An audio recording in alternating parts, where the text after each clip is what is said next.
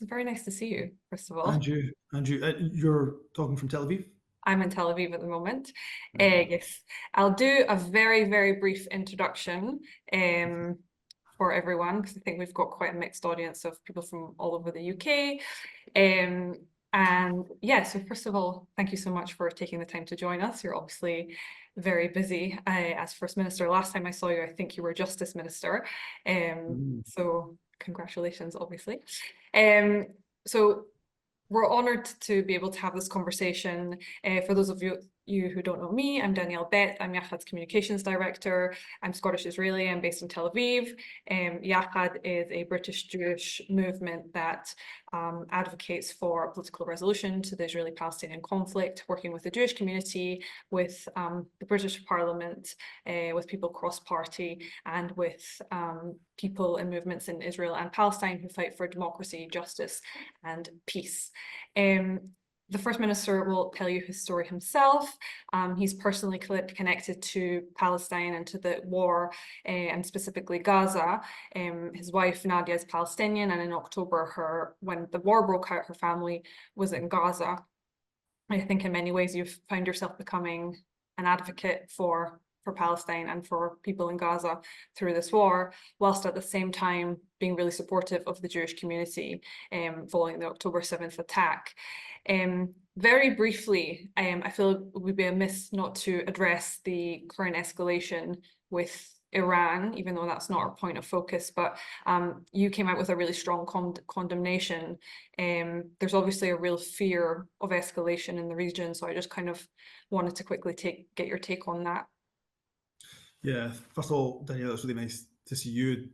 Danielle is somebody I've long admired and known over the years, actually very sadly missing her from Scotland.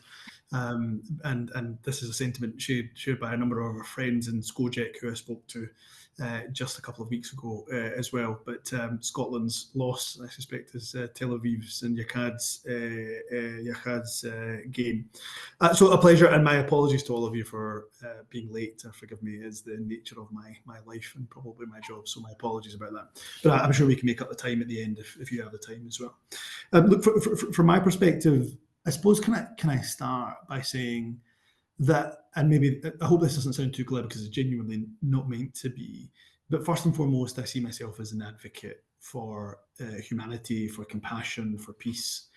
And why I say that is because you will know that when the terror attacks happened on October the 7th, as you rightly said, my mother-in-law and father-in-law were in Gaza at the time. And as soon as we heard what happened, we knew that there would be a significant retaliation to that attack. I don't think we could have imagined the horror of what would then unfold, over 6 months on, but we knew it would be significant.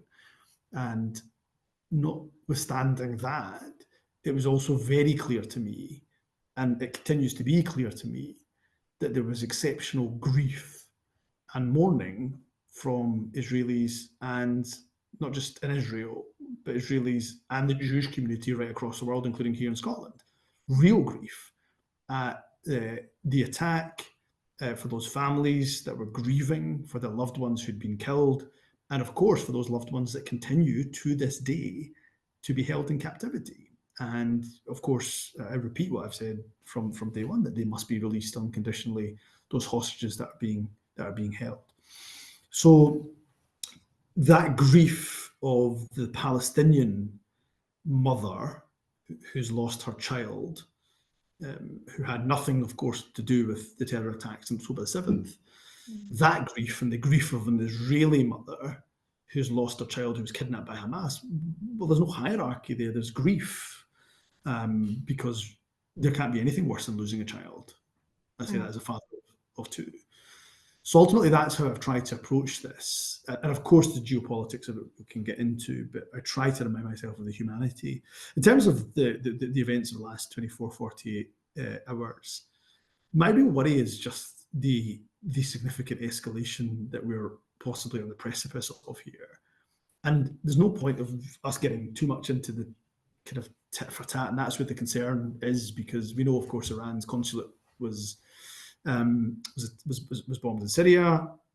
Of course, the Israeli rebuttal to that would say, well, we know that Iranian proxies have been attacking Israel for many years, and then Iran will have a response to that, and Israel will have a response, and we just get in this endless cycle of retaliation. And what the entire world needs is de-escalation. And I'm afraid the international efforts around de-escalation have been a failure. This conflict, and in terms of the entire situation, the Israeli-Palestinian situation, is never going to be resolved through military means, ever. It is only going to be resolved through diplomatic, political dialogue between not just governments, but I would suggest between communities as well. And violence just begets violence. So there needs to be a diplomatic and political solution. And that's been a miserable failure of the international communities for decades. Yeah. Yeah, it does feel we're stuck in an endless cycle of war that's getting worse, and no one seems brave enough to actually talk about diplomacy in this region and changing the status quo from endless cycles of violence into actual political action that will make a difference. I suppose one of the questions I wanted to ask on a more personal level is, like you said, you knew after October 7th what would happen and that there would be a response in Gaza. It was difficult to imagine how far it would go and how long it would go on. How did that feel, and how did you cope with that? How is your wife's family doing now?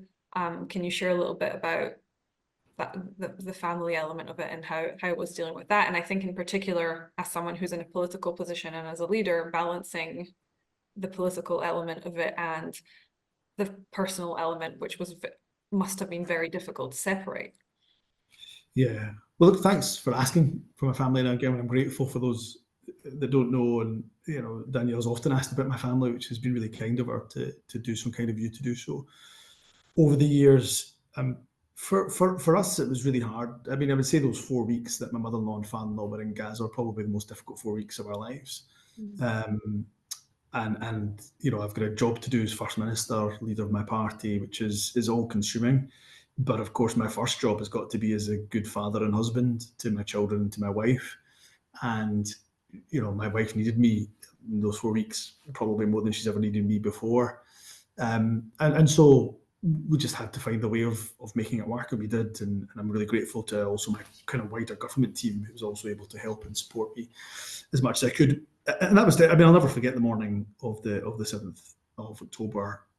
Firstly, because of the horror of what we saw in terms of the terror attacks that took place. I think to this day, those images will be seared in most people's minds and brains, I'm afraid. And then because we understood what or we thought we understood what the retaliation would be, I have to say I've never imagined it could be as bad as it is currently.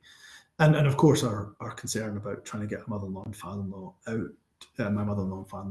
out of Gaza, which it became very apparent very early on that was not going to be possible anytime particularly soon. And so every day was just waiting for that call, usually at around 7 in the morning if the telecommunications working. There'd be days, of course, when it just wasn't. But waiting for a call anywhere between kind of 6 and 8 in the morning, just to hear that the family was still alive. That was what we were hanging on to. So we would just wait for that call. And if that call didn't come, which it didn't on some days, then of course you can imagine how miserable and how difficult those days were. And my wife would be glued to the 24/7 news cycle. And my wife has been to Gaza on many occasions. She virtually went every year in the summer to see her brother and family who are there before the blockade began. She hasn't been since the blockade. And so she recognised when her neighbourhood, her family's neighbourhood, was on the television being bombed. And she would be just inconsolable until we heard from the family to hear if they were okay or not. So, I mean, to this day, it still has an impact. You asked about the family. Obviously, mother-in-law and father-in-law got out after around 4 weeks. Some of our family, a large number of our family, have been able to leave Gaza, which we're just exceptionally grateful for. But some haven't. And we were talking to Nadia's cousin on Saturday, and she was saying that she'd spent most of her day looking for bread and had been found wanting and couldn't find it. Managed to get some water, which was seen as really kind of positive development in their day. And it's miserable. I mean, I can't really say anything more. I mean, everybody here has seen the scenes. There's nothing more I can add to that level of human suffering and misery. And my real worry about all of that, of course, is that it is entirely preventable. Yeah. And starvation being used as a weapon of war to me is unforgivable. And these are innocent people. I've have no issue with the Israeli government going after Hamas and given the attacks that took place on October the 7th, but there has to be a recognition that many tens of thousands of innocent people, women and children and innocent men, have been killed, and there just can't be a justification for that level of collective punishment. Yeah. Yeah, I mean, I don't really know what to say because it's not something that we've seen before to this level. And I think a lot of Israelis are struggling to see past their own suffering and trauma to even get an understanding of what's happening in Gaza.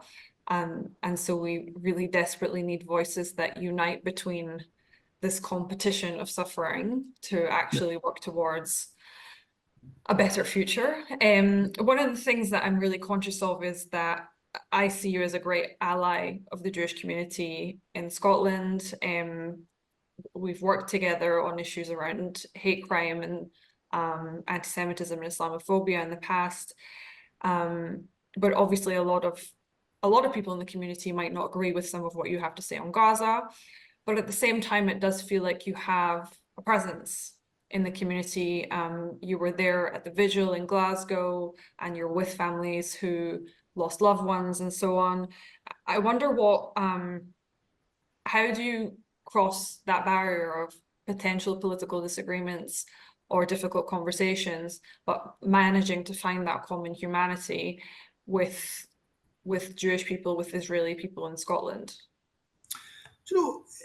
I've never actually found it difficult because I think where there's conversations of disagreement, then we should just have them as opposed to pretend they don't exist, has been my general mantra.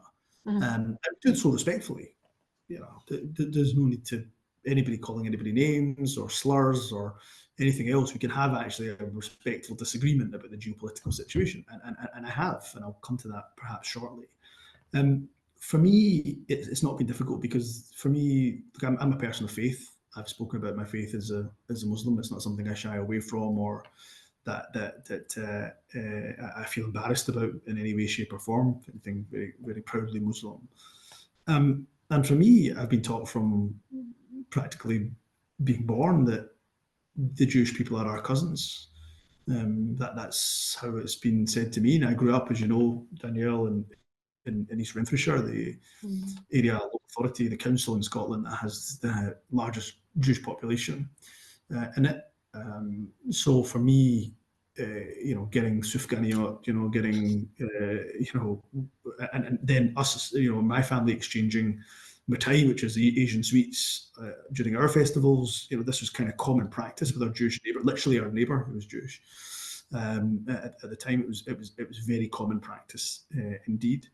Knowing that they were observing Shabbat on the Friday evening and Saturday, and knowing the rules and regulations around that, and being respectful around that, and helping out where we could, that was just commonplace.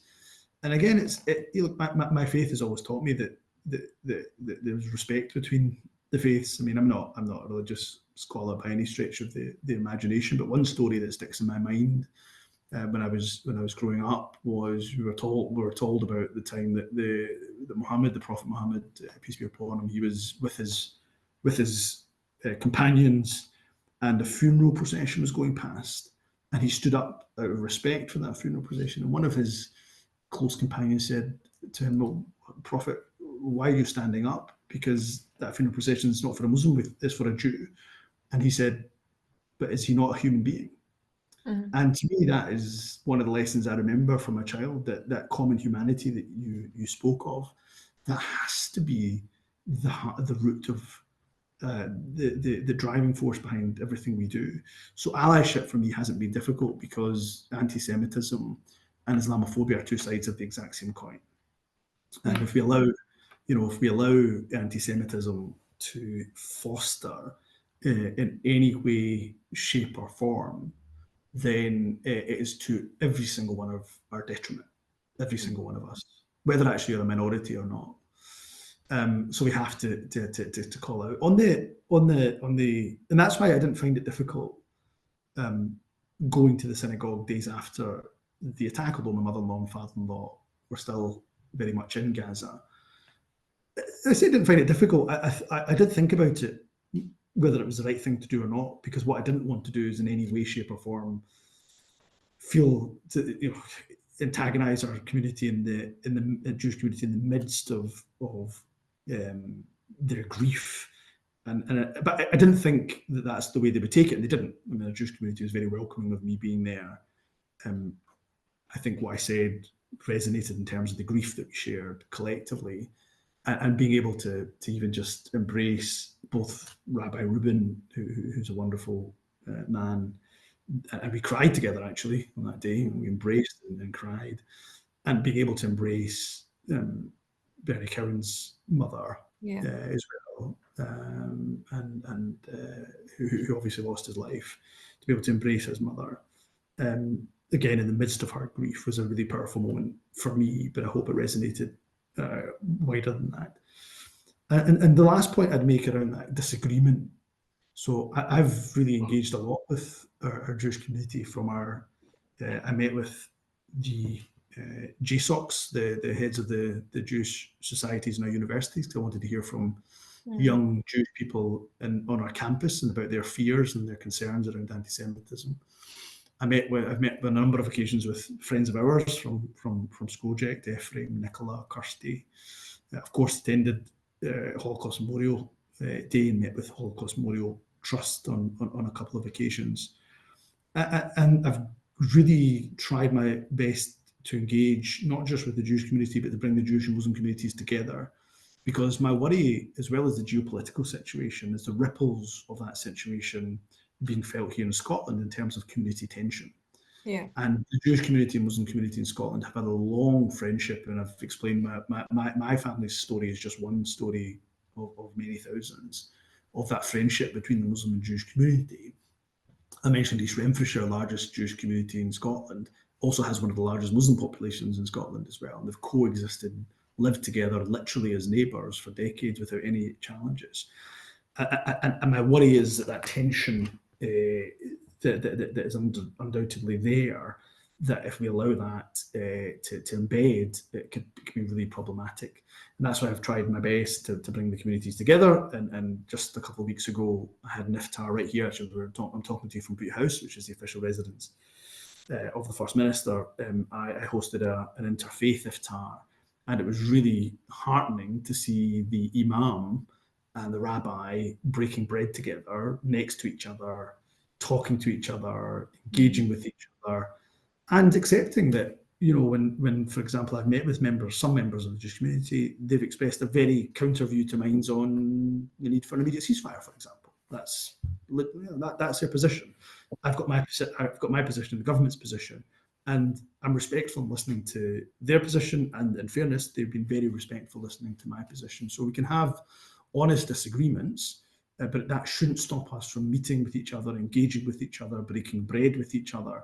And we cannot allow a geopolitical situation, as emotional as it can be, to divide our communities apart. Mm-hmm. Yeah, I've just been told that we're allowed to go on till closer to 6:30, so yeah, sure. Amazing. Just on that, I mean, obviously I agree with you, and we've been to a lot of kind of interfaith events in the past together, and I think it's really important to bring communities together, but it feels like the reality on the ground is that there's a huge rise in anti-Semitism. There's a huge rise in anti-Muslim hate. A lot of it's online, a lot of it's offline, and it does feel that this war and also conflict is driving our communities apart. But beyond that, it's driving people apart left, right, and center, and it's become kind of a flag waving contest rather than people working proactively for resolutions. I have huge concern about the amount of fake news that goes around, and the amount that hatred is allowed to be spread or even uplifted on certain platforms. And so I wonder, one, are there more opportunities to bring people together to have difficult discussions?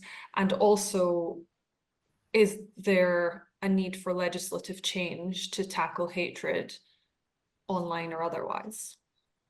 So that latter point is fairly topical, stroke controversial here in Scotland, and it shouldn't actually necessarily be. So, for those that aren't aware, in Scotland, a number of years ago, we passed as a parliament almost unanimously. It was the Hate Crime Act. It was supported by every political party, minus the Conservatives, and all it really did was extend. It did a few things: consolidated the law. But one of the more perhaps controversial elements of it was that it extended protections again in relation to stirring up of hatred for race, which had existed since about 1986, extended those to include other protected characteristics, such as religion. So my argument often was, look, if I'm protected as a person of colour from people stirring up racial hatred against me, why should that protection not extend to people who are Jewish, for example? Somebody stirring up racial hatred against our Jewish community, they should have that same protection or similar protection against stirring up hatred. So it's a piece of law that has become a kind of culture war target, but it's still a piece of legislation which I'm not just proud of, but I believe was absolutely necessary given the rise in hatred that we have seen over the years. And if I think about Scotland alone, in terms of hate crime that has taken place, thousands of hate crimes a year, if we have a zero tolerance approach to that, then we have to make sure the legal framework is robust.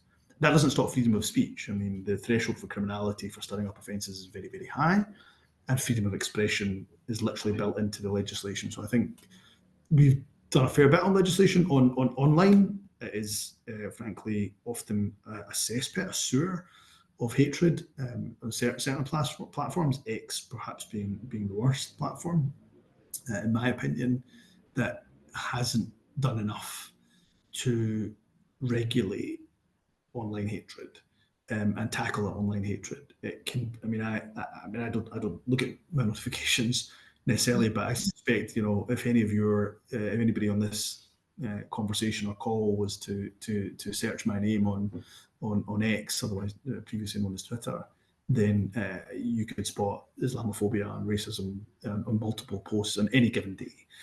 And so I don't think our social media platforms do nearly enough to tackle and combat hatred and fake news, which we know can often be the root of hatred, be it Islamophobia, antisemitism, or indeed any other type of hatred that exists. Look, I've got a leadership role to play, but I would say that everybody, regardless of your position, has a role to play to bring our communities together. And we can do that by focusing on the commonalities, because there's far more commonalities than there are issues of division. And for the issues of division that do exist, because let's be honest, there are differences in terms of, again, geopolitics between people. And that's not to say, by the way, there's a monolithic view from the Jewish community or indeed the Muslim community on any issue. But let's accept that there's differences in terms of the geopolitical way forward, that we just address those and speak about those really openly and honestly, and don't allow them to become issues where we simply just can't have that open and honest dialogue. So I'll do what I can from my perspective, but it is, if I have to be honest, Danielle, as well as the situation facing Israeli families in terms of those particularly who have hostages still in captivity from still not being released from Hamas, and of course those in Gaza who are suffering an unimaginable humanitarian catastrophe. After my concerns in that regard, in terms of the region, my concern here for Scotland is the worry that there's tension between the Muslim and Jewish communities that I haven't seen before in my time in Scotland. In my 39 years on this earth, I haven't seen that level of tension. And then, therefore, we've all got a role to try to bring communities together where we can. Yeah. I agree. So kind of going back to what's happening here in Israel and Palestine, from Yachad's perspective, we've for quite a while now called for this war to end. We're not where were in October or even November. Seems like an endless war. The government hasn't even made it clear what the plans are for the day after. We focus on resolutions, we focus on supporting voices for peace, change, for democracy in this region. And with the war ending, we believe obviously all hostages have to be released and that everything has to be done to make these cycles of war end in the long term. Also, obviously, for aid to be allowed into Gaza.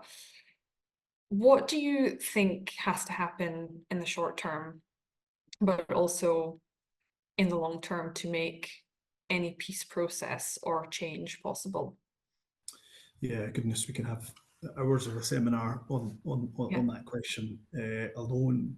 So, by the way, each of your aims of your kind are ones that I sign up to in terms of the need for a ceasefire, cessation of the violence, a ceasefire, the release of hostages, and aid to go into to Gaza. So, I mean, I agree with those aims wholeheartedly, and that's why my call for an immediate ceasefire has been 6 months, and I've been saying the same thing for 6 months. I'm afraid it's fallen on deaf ears, but there has to be a cessation of the violence.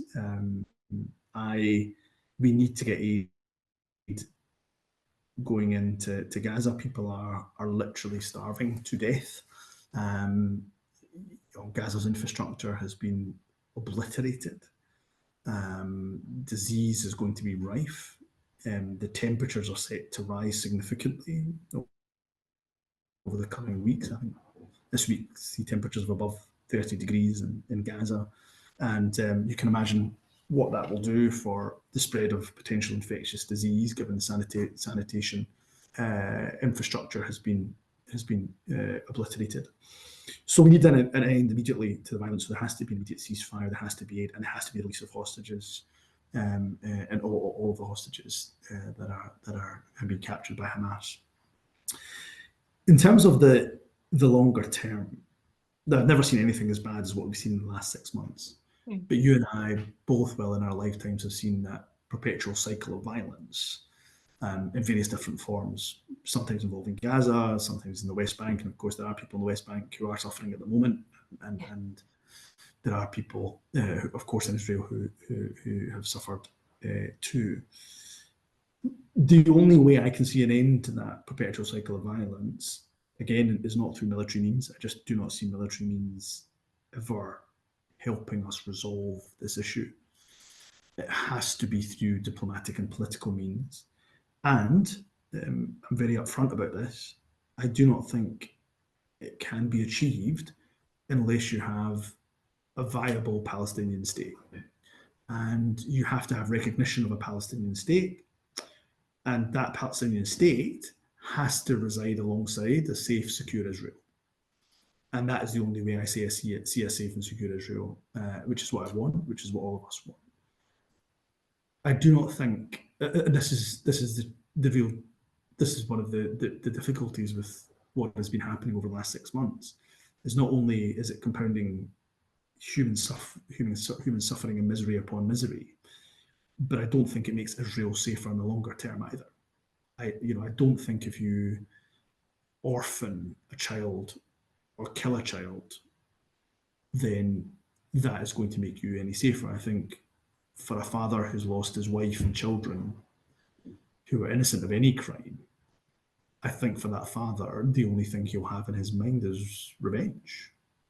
And I think the worrying thing is, for every civilian that's killed, I don't think it makes Israel any safer. Quite the opposite. So there's got to be that intense political, diplomatic solution. And there's got to be, in my view, a recognition of a Palestinian state. I think just at the end I was just saying that to me is I think genuinely the only viable way that we find peace in this situation. But it's of course it's not easy.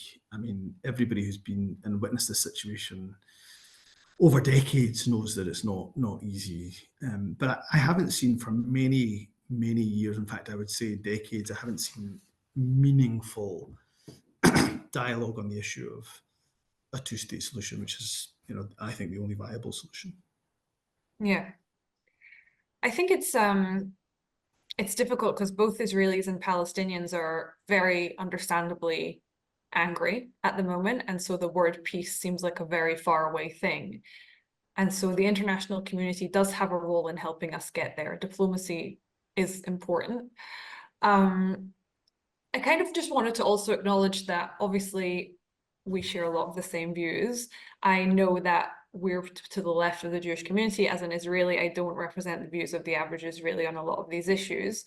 Even though once you speak to people and really drill down to what they think past the kind of emotive response, a lot of people can see that something needs to change and something needs to be resolved. And I'm sure you've been criticized for being too pro-Palestinian, whilst others will be criticized for being too pro-Israel. And I think a lot of that feeds into the unhelpful dialogue that isn't for solutions. What would you say to those who talk about you being pro-Palestinian or not, like those accusations? How do you deal with that? I don't know if it's something that I'm particularly conscious of trying to deal with. I mean, for me,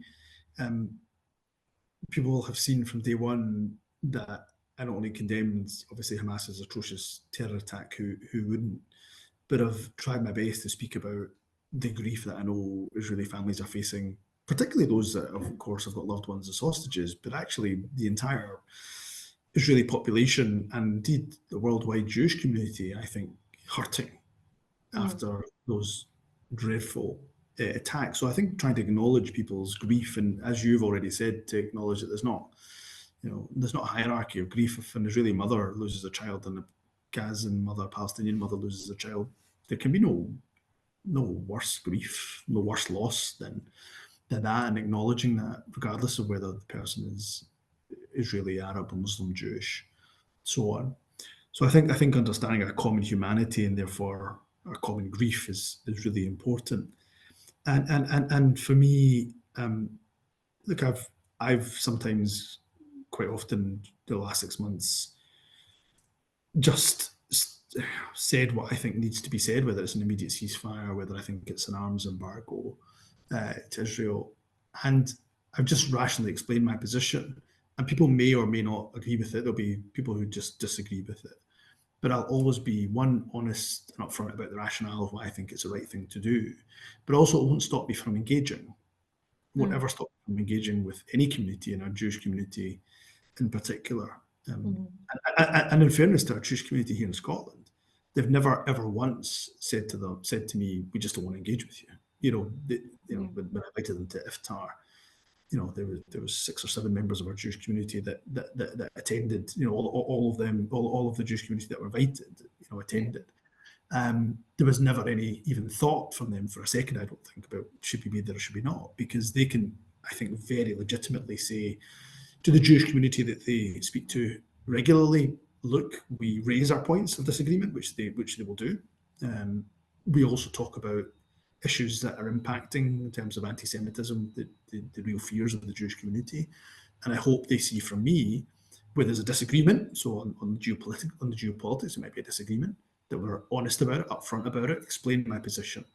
And on the issues of consensus, i.e., tackling hatred, anti-Semitism, for example, that they've got an ally in me, somebody who understands what it's like to be on the receiving end of hatred, and an absolutely unwavering commitment to tackle it and call it out wherever I see it. Doesn't matter where it is, where it happens, to call it out wherever we see it. Yeah. Just a final question again on the issue of resolutions.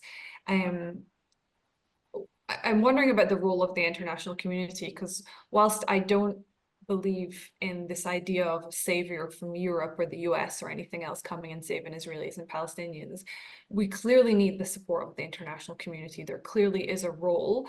What do you see that role? What is the role of the international community in this issue? It's such a hard question because it feels difficult to see who that honest broker would be, given the kind of entrenched views of a number of countries. And so who would be that kind of honest broker? But we've had that before in the past. We've had Norway the Oslo Accords, right? So we've had an honest broker before, and I think there is a need to seriously consider first of all, an end to the violence, of course. That's why an immediate ceasefire is needed. And by the way, we talk about immediate ceasefire. Some people incorrectly believe that's unilateral. There's not. I mean, you can't have a unilateral ceasefire. So it's not a call simply on Israel to stop the violence. It's got to be, all parties involved here. There's got to be a ceasefire and a laying down of arms and weapons. There's no really such thing as a unilateral ceasefire. It has to be those involved in conflict. So there has to be an immediate ceasefire and release of hostages. In terms of the longer term, there has to be a genuinely meaningful attempt at engaging in the difficult issues of substance. So that is, what does a Palestinian state look like? How does that live safely and securely? How does a safe and secure Israel live alongside a safe and secure Palestinian state? And all of the other difficult, and we could again spend hours talking about the really difficult issues and the complex issues that need talked about and spoken about. But it also needs, I think, some sort of honest broker. But it also, to be frank, needs those who are willing to engage in peace. And this is what worries me about, for example, if I was to think of some of the statements from senior members of the Netanyahu government, including Prime Minister Netanyahu himself, but certainly some of the senior members of his government, they do not sound to me like people who are interested in peace at this current time. And that clearly worries me. And of course, Hamas are not interested in peace and haven't been. So we need people who are genuinely interested in peace for that political will and movement to be there towards peace. Agreed. I'm going to end there with my questions. First of all, thank you for everyone who came and for your patience and for joining in. First Minister, I really appreciate your time. We've wanted to have this conversation for a really long time, and so I'm really grateful for you for making the time. I hope and pray that your family is safe and that this is all over soon for them. They are my thoughts, and again, thank you for your continued allyship to our community and for being willing to have difficult conversations. No, well, thank you very much for your allyship and friendship, and for the good work that Yakad does and has done, not just over the last 6 months, but prior to that as well. And look, I join you in your prayers. I mean, my prayers are for peace, and that is peace for those who are grieving in Gaza, and peace for those who are grieving in Israel and amongst our Jewish community too, because we know there's many families that are grieving the loss of a loved one in those terror attacks on the 7th of October and thereafter as well. So my prayers are for everybody that is grieving, and I hope and pray that we see peace sooner rather than later. So thank you for all the work that you do, and thank you for the opportunity to engage with you and the Yakad community. Thank you so much. Thanks again to everyone for joining. Take care. Bye-bye, everybody. Bye. Thank you. Bye-bye.